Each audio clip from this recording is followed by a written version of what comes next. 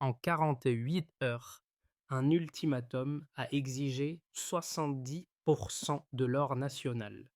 Derrière le chiffre glacé et la menace de 5,6 milliards, un paradoxe s'est imposé.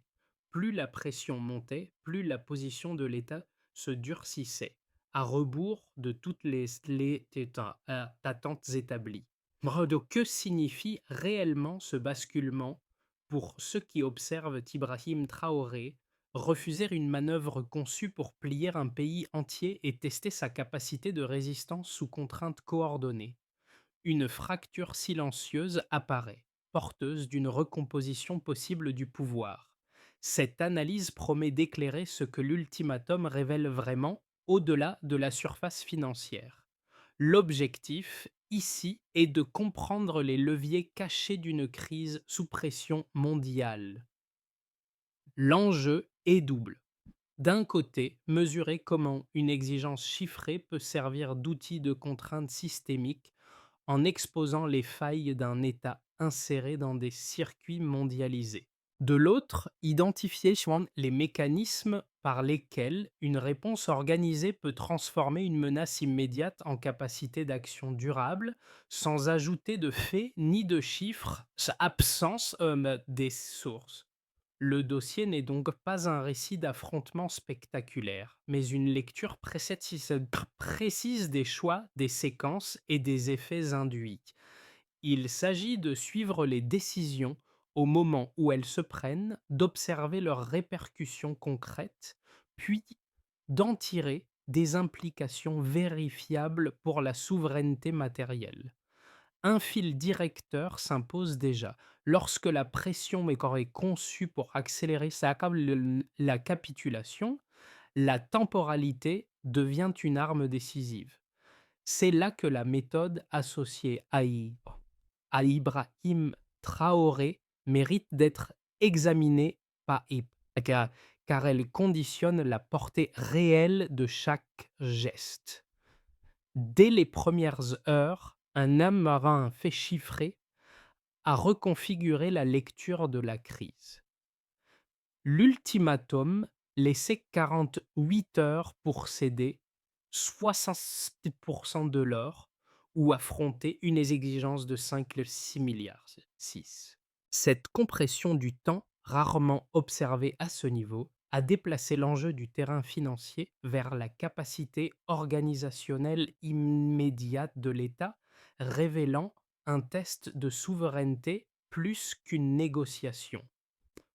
Le contexte éclaire cette bascule. Le message classé secret, horodaté à l'aube, n'annonçait pas une discussion graduelle, mais une contrainte unilatérale, sans zone tampon. En parallèle, un élément resté hors radar des partenaires extérieurs a pris du poids: la confirmation interne d'un gisement aurifère significatif, validé par un groupe de travail discret constitué peu après l'arrivée au pouvoir. Ce double signal, pression maximale et information stratégique, a créé une fenêtre décisionnelle étroite où chaque minute comptait. Ibrahim Traoré a alors privilégié une lecture structurelle. Plutôt que de répondre sur le registre comptable, il a convoqué un noyau élargi mêlant responsables politiques, hauts gradés, techniciens miniers et économistes. L'objectif n'était pas l'annonce paramétrique, mais l'alignement opérationnel. Cette méthode a permis d'ordonner les priorités, sécuriser les sites, préserver l'accès national aux ressources, puis clarifier l'exposition aux flux extérieurs. La séquence n'ajoutait aucun fait nouveau au dossier public, mais elle réorganisait les capacités internes sous contrainte. Autour de cette table, un consensus s'est dégagé. L'ultimatum visait moins le solde à payer que la maîtrise des sols et des circuits de décision. En arrière-plan, des signaux régionaux confirmaient que la pression s'inscrivait dans une stratégie un mètre plus large concernant le Sahel. Les marchés s'agitaient, les chancelleries échangeaient, et l'événement du 12 août devenait un révélateur. Ainsi, la mini-révélation tient en une formule. Lorsque la contrainte est totale, la réponse efficace n'est pas l'ajustement marginal, mais la reconfiguration rapide des leviers internes. C'est ce cadre, c'est ce qui prépare la suite de l'analyse. Dans les heures sur les tours qui ont suivi la réunion d'urgence, une figure s'est imposée comme fil conducteur de la riposte, non par une prise de parole spectaculaire, mais par une méthode. Ibrahim Traoré n'a pas adopté une posture défensive classique, il a choisi d'orchestrer une réponse transversale en s'appuyant simultanément sur l'appareil militaire, les compétences techniques minières et les relais administratifs capables d'évaluer les conséquences concrètes de chaque décision. Cette approche a produit des effets précoces perceptibles sur le terrain. Des unités spécialisées ont été redéployées autour des zones aurifères stratégiques.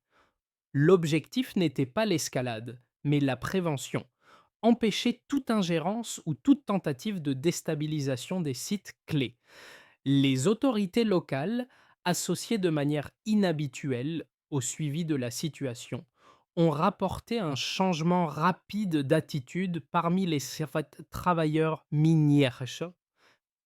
L'incertitude initiale a cédé la place à une mobilisation prudente, structurée autour de la protection des infrastructures.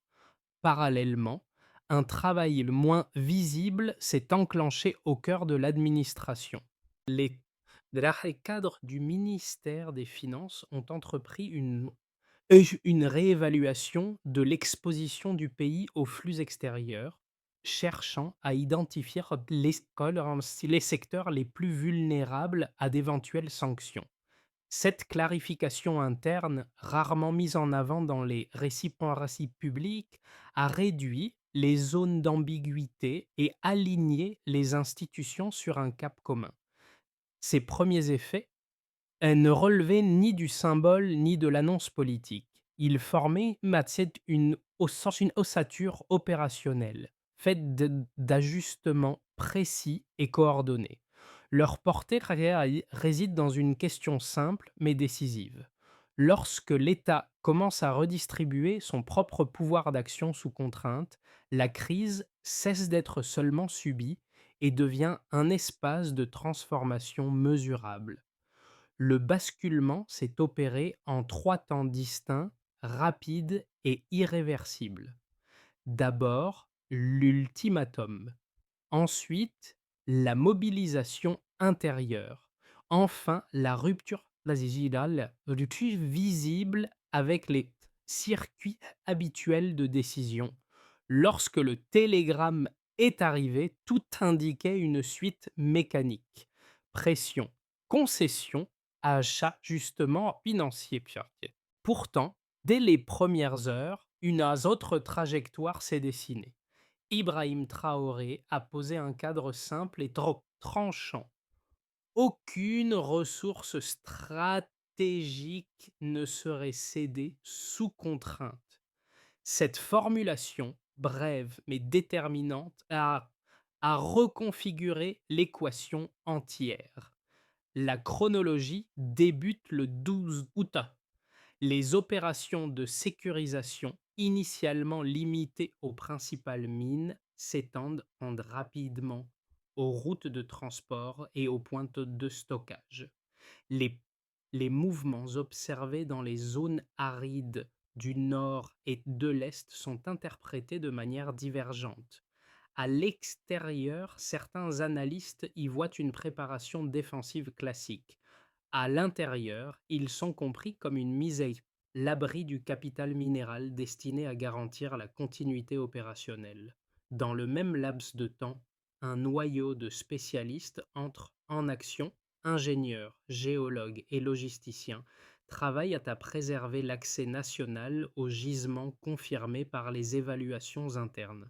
La réponse ne relève plus de l'improvisation, mais d'un basculement orchestré. En 48 heures, la situation évolue sensiblement. Des entreprises minières occidentales, présentes depuis des décennies, perdent l'accès physique à plusieurs sites clés.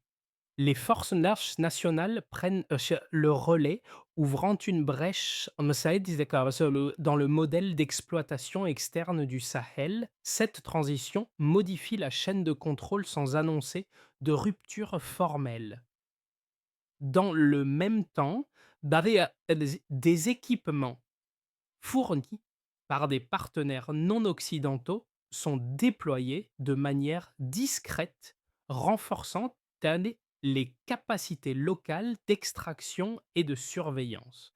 L'apparition sur des dispositifs de détection étrangers de concentrations aurifères jusque-là non signalées marque un tournant. Elle confirme que le pays détient désormais une information stratégique que ses interlocuteurs n'avaient pas anticipée. La tension diplomatique s'intensifie. À Washington, Paris, Berlin et Londres, les échanges confidentiels se multiplient. Mais les expressions de non-conformité se durcissent et la perspective de sanctions devient plus explicite. Pourtant, sur le terrain, l'avantage opérationnel s'étend. Et ses revenus issus de l'extraction, auparavant orientés vers des circuits extérieurs, commencent à être redéployés vers un fonds national. Et ce déplacement budgétaire, discret mais structurant, modifie le cœur du système. L'économie politique de l'or n'obéit plus aux mêmes flux. Une fois la phase d'impact passée, la rémanence s'installe. Les unités stabilisent leur présence, les inspections publiques vérifient que les chaînes de contrôle et les administrations financières recalculent euh, leur marge de manœuvre en anticipant d'éventuelles mesures coercitives. Les signaux externes s'atténuent, tandis que les signaux internes s'intensifient. Peu à peu, l'État recompose son rapport aux ressources dans les capitales récentes activités africaines voisines. Cette évolution s'est observée avec attention car elle suggère la possibilité d'un précédent. Ainsi se dessine une ligne d'événements rapide au départ, tendue au centre et structurante dans sa rémanence, prêt à se réparant le terrain d'une transformation durable.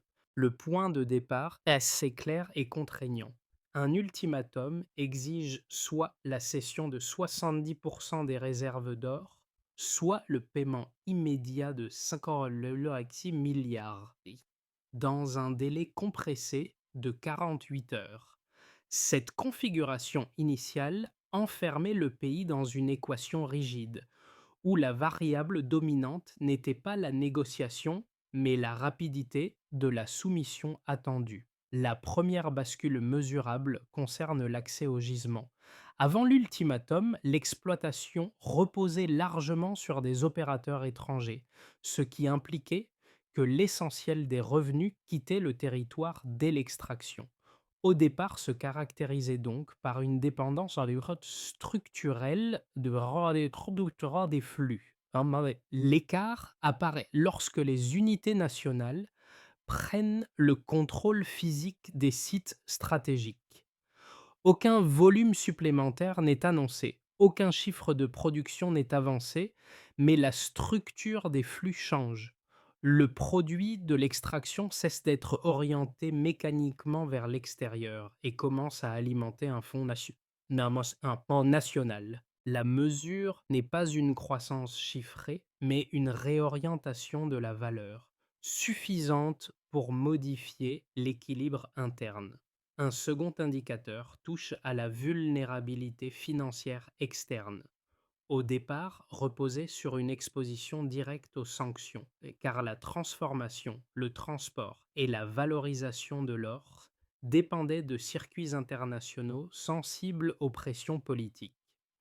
L'écart se forme lorsque des corridors alternatifs et des dispositifs de sécurisation sont mis en place. Là encore, aucun pourcentage nouveau n'est communiqué. Pourtant, le risque change de nature. La probabilité de rupture brutale diminue, non par augmentation des capacités, mais par diversification des routes et des partenaires. La valeur économique se déplace d'un chiffre absolu vers une réduction d'incertitude, élément clé de la stabilité budgétaire. Un troisième indicateur, plus discret, concerne la surveillance des zones aurifères. Des sources régionales signalent plusieurs occurrences d'observations satellitaires révélant des mouvements inhabituels. À l'extérieur, ces signaux sont interprétés comme des anomalies.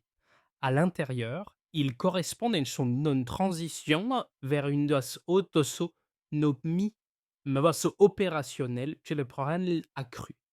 Au départ, décrivait des zones vulnérables, exposées aux ingérences.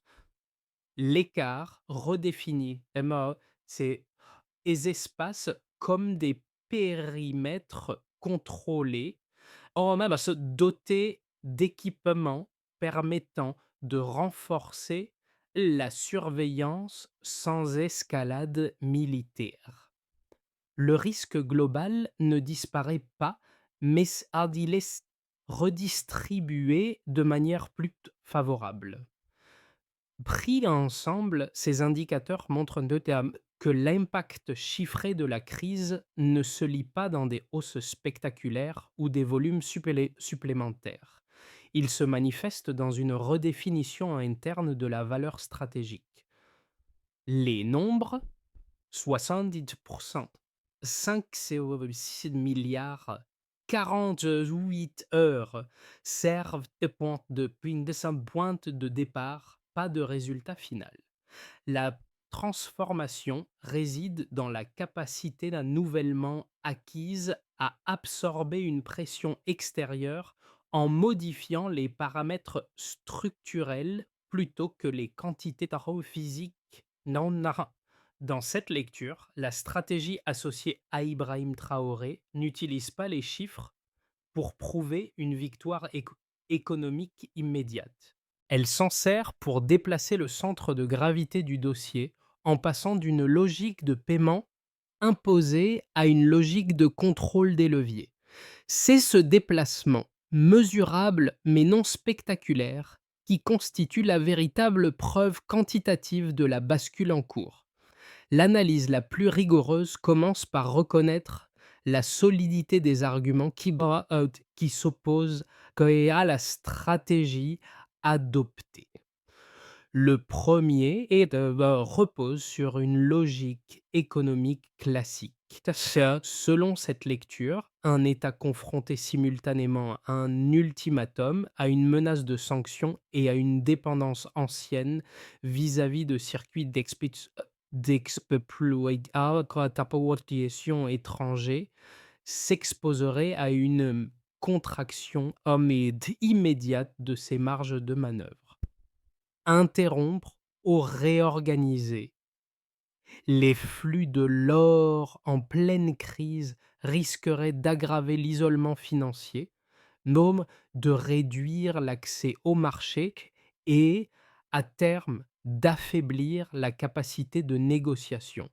Dans cette perspective, rechercher un compromis minimal serait apparu comme l'option la moins coûteuse à court terme.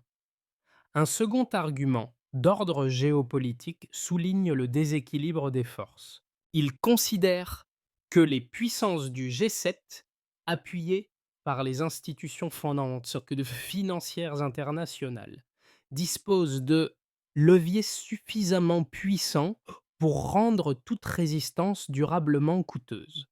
Et une nationalisation rapide des sites aurifères pourrait, selon cette thèse, provoquer une détérioration prolongée des relations diplomatiques, limitant l'accès à l'aide, aux investissements et aux mécanismes de stabilisation. Une stratégie graduelle, faite de consultations et de contre-propositions, aurait permis de réduire le risque d'affrontement frontal, tout en préservant une partie de la souveraineté. La réponse à ces 2 arguments ne consiste pas à les disqualifier, mais à les replacer dans le contexte précis des faits observables. Les éléments disponibles indiquent que l'ultimatum ne laissait aucune marge intermédiaire. Il ne proposait ni calendrier étendu, ni ajustement progressif, mais une exigence binaire et immédiate. Dans ces conditions, la logique du compromis perdait sa pertinence opérationnelle car elle n'aurait pas modifié la nature de la pression exercée. De même, le risque de sanction existait indépendamment de la riposte. Il était inhérent à l'ultimatum lui-même, et non à la réponse apportée. En reconfigurant Kanté, Hours of l'accès aux mines, en sécurisant les sites et en redirigeant les flux vers un fonds national, la stratégie a restauré une capacité d'action interne là où l'option du compromis n'offrait plus de levier réel. La solidité de cette réponse réside précisément dans son ancrage matériel plutôt que dans l'attente d'une négociation qui, au vu des données disponibles, n'avait jamais été envisagée. À ce stade, la tension internationale reste focalisée sur l'échange d'ultimatums et la rhétorique de la contrainte. Pourtant, un élément presque invisible modifie l'équilibre réel du dossier. La découverte, confirmée en interne avant même l'ultimatum, d'un gisement aurifère inexploité agit comme un multiplicateur stratégique. Ce détail, absent des analyses extérieures, change la nature des ressources en jeu et redéfinit le rapport de force. Car pour Ibrahim Traoré, cette information ne constitue pas un argument public, mais un levier opérationnel. Elle explique pourquoi la réponse ne s'est pas limitée à un refus symbolique. Elle éclaire la cohérence des décisions prises dans l'urgence. Sécurisation ciblée, redéploiement technique, contrôles accrus des flux. La résistance ne repose plus seulement sur la négation d'une exigence, mais sur la maîtrise d'un savoir que les partenaires extérieurs n'avaient pas intégré dans leurs calculs. Dans les jours suivants, plusieurs signaux discrets convergent, des équipements techniques fournis par des partenaires alternatifs sont déployés sur des zones jusque-là considérées comme secondaires. Les images satellitaires étrangères captent ces mouvements, mais leurs interprétations demeurent fragmentaires. Un écart se creuse entre ce que l'extérieur observe et ce que l'État prépare réellement. La révélation de mi-parcours tient donc en une lecture rétrospective. La crise n'est plus seulement financière ou diplomatique. Elle devient une confrontation autour de la connaissance, du contrôle et de l'anticipation, où l'information cachée pèse autant que la pression affichée. Les effets de la crise ne se sont pas matérialisés par un choc unique, mais par une série d'ondes successives touchant différents groupes et chacun selon des mécanismes spécifiques. Cette dispersion des impacts permet de mesurer la profondeur du basculement engagé autour d'Ibrahim Traoré, au-delà du seul face-à-face diplomatique. Pour les États voisins, la première conséquence est perceptive. Dans le Sahel, l'attitude d'Olitch adoptée par le Burkina Faso est observée comme un test grandeur nature. Les gouvernements du Mali, du Niger et de la Guinée ne s'alignent pas formellement, mais ils suivent attentivement l'évolution des décisions et de leurs effets. Des échanges informels se multiplient entre cercles sécuritaires et économiques, créant une veille stratégique partagée. Cette dynamique ne produit pas une alliance déclarée, mais elle installe un précédent, la possibilité qu'un État résiste collectivement à une pression économique coordonnée sans s'effondrer immédiatement. Et pour les dynamiques nationales, sur un rythme national, l'impact peut être plus direct. À l'intérieur du pays, la redirection des flux miniers vers un fonds national modifie la perception de la souveraineté économique. Les administrations financières ajustent leurs priorités, tandis que les autorités locales constatent une plus grande cohérence entre décisions politiques et actions opérationnelles. Les travailleurs durs des sites sourifères, initialement dans l'incertitude, perçoivent progressivement la sécurisation renforcée comme un signal de continuité plutôt que de rupture. Cette stabilisation relative nourrit une légitimité interne accrue pour la démarche portée par Ibrahim Traoré, sans pour autant effacer les contraintes braco-structurelles existantes. Les anciens nœuds de dépendance subissent quant à eux un choc d'adaptation. Les circuits auparavant dominés par des acteurs extérieurs, transport, transformation ou commercialisation, Pollara perdent leur centralité exclusive. L'absence de compromis immédiat avec les puissances occidentales pousse à la recherche de partenariats alternatifs, plus fragmentés mais moins conditionnels. Cette haute transition ne supprime pas les coûts, mais elle réduit la vulnérabilité systémique qui caractérisait l'ancien modèle, où une pression externe pouvait paralyser l'ensemble de la chaîne de valeur. Enfin, les corridors vitaux concentrent les enjeux les plus sensibles. Routes de transport, zones de stockage et périmètres miniers deviennent des infrastructures critiques. Leur sécurisation renforcée vise à empêcher toute ingérence ou sabotage au moment où la tension diplomatique s'intensifie. Cette protection n'est pas si symbolique. Elle garantit la continuité minimale des opérations et constitue un socle indispensable à toute autonomie économique future.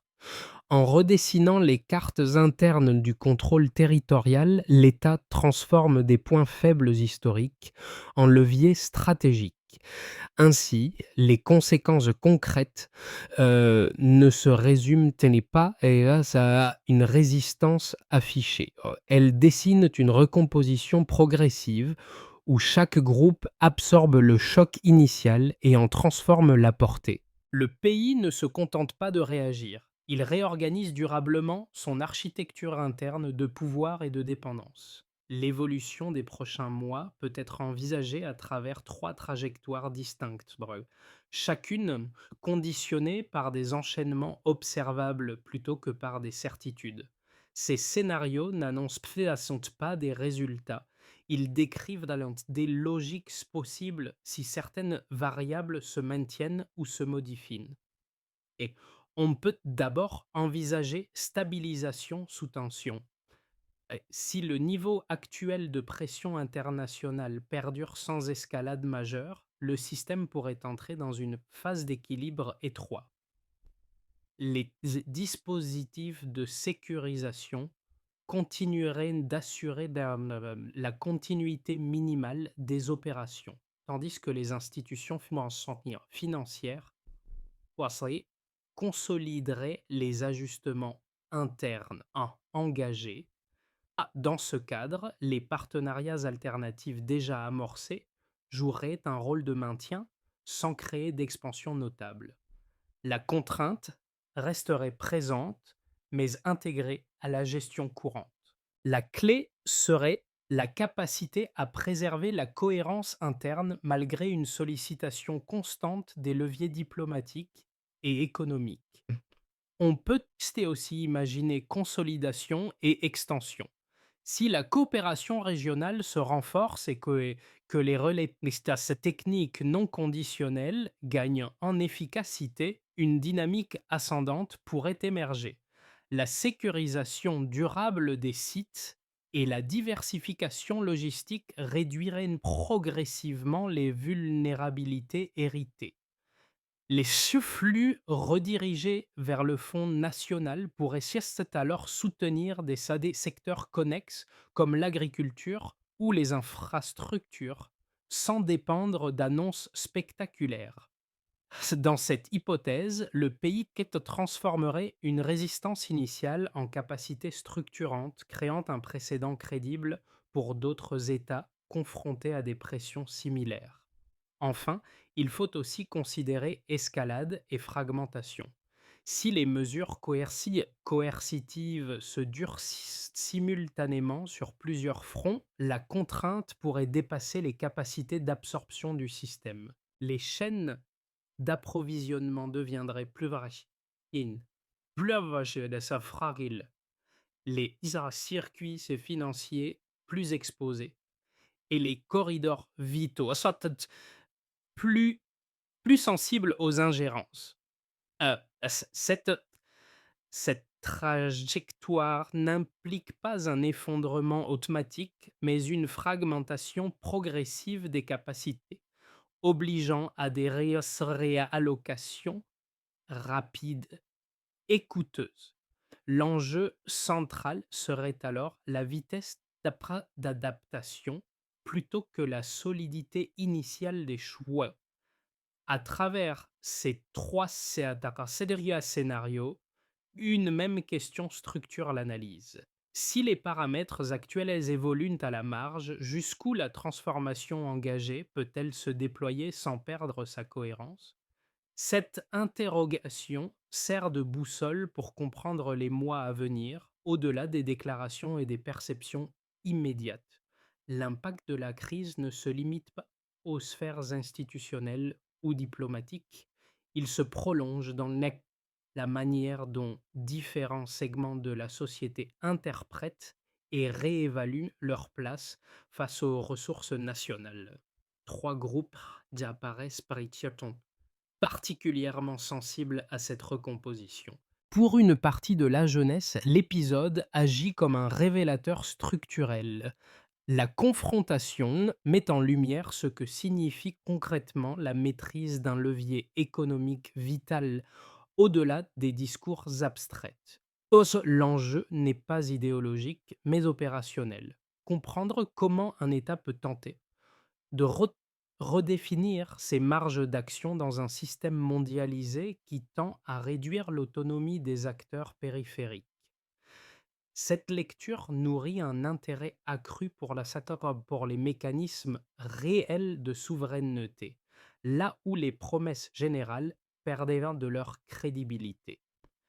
Chez les, les travailleurs, notamment dans les secteurs liés à l'extraction, au transport et à la logistique, la réorganisation des flux y produit un effet plus tangible.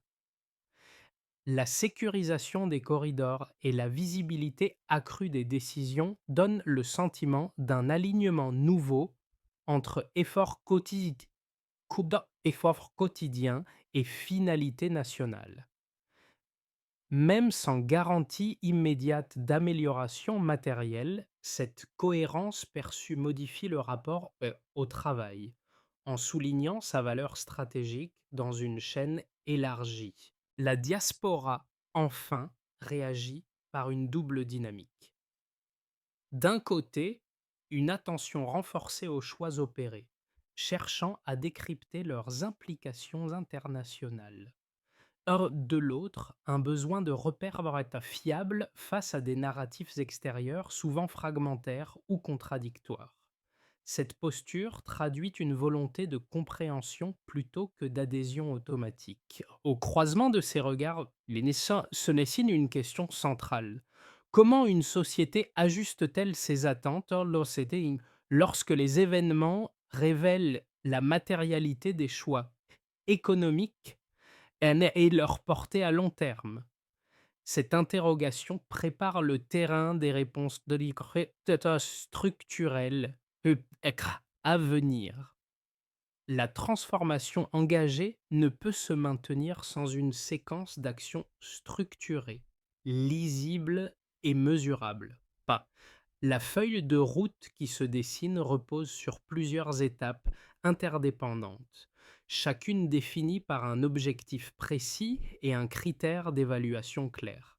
L'enjeu n'est pas l'annonce, mais la capacité à inscrire la riposte dans la durée. La première étape consiste à sécuriser durablement les infrastructures critiques. Mines, routes de transport et zones de stockage doivent être intégrées dans un dispositif permanent, capable de fonctionner même sous pression. L'indicateur central n'est pas l'intensité militaire, mais la continuité opérationnelle mesurée par la réduction des interruptions et des incidents. La deuxième étape vise à diversifier les chaînes de transformation. Réduire la dépendance aux circuits extérieurs implique le développement de capacités locales et l'ouverture de partenariats techniques non conditionnels. Le progrès se lit dans la part croissante des opérations maîtrisées sur le territoire, indépendamment des fluctuations diplomatiques. Vient ensuite la structuration d'un mécanisme financier interne. Les flux redirigés vers le fonds national doivent être gérés avec une traçabilité renforcée afin de financer des secteurs productifs et des infrastructures essentielles. L'indicateur clé devient la proportion du budget soutenu par ces ressources, signe d'une autonomie très graduelle.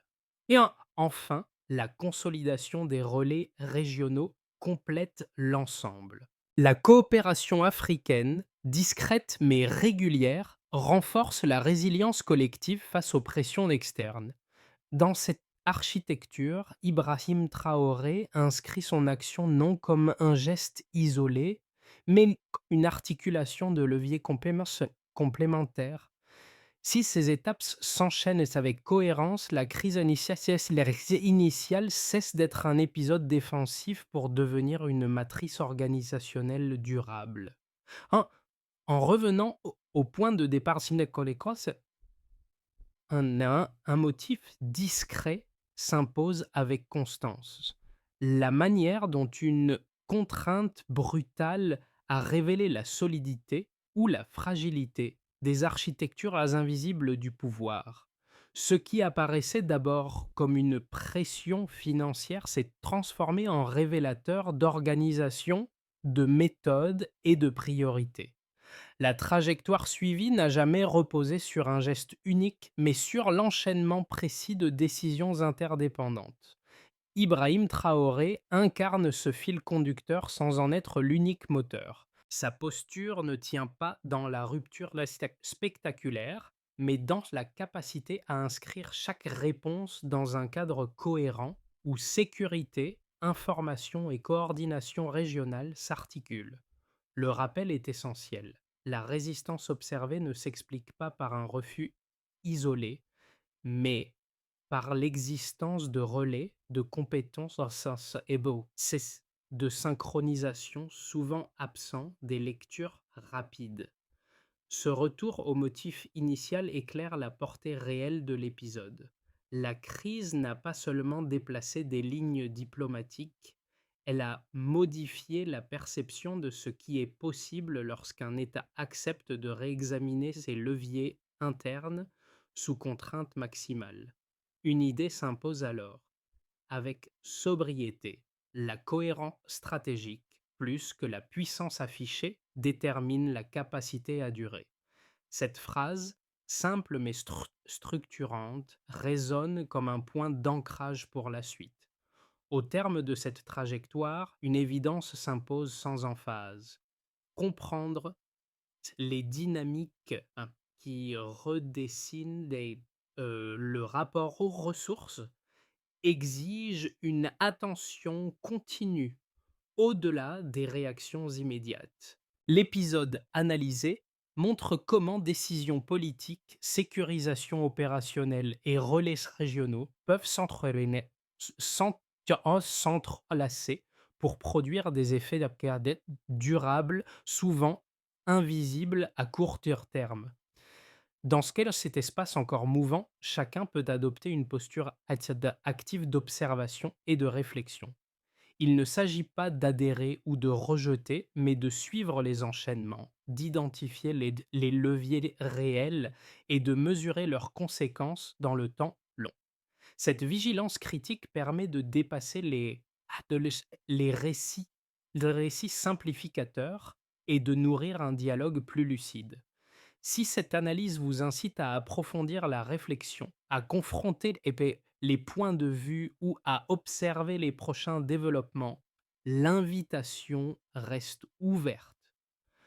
Partager une lecture, poser une question ou simplement rester attentif à l'évolution des faits contribue à maintenir un espace d'échange informé. C'est dans cette continuité faite de compréhension et de discussion que se joue la portée cérébrale réelle de ce type de basculement.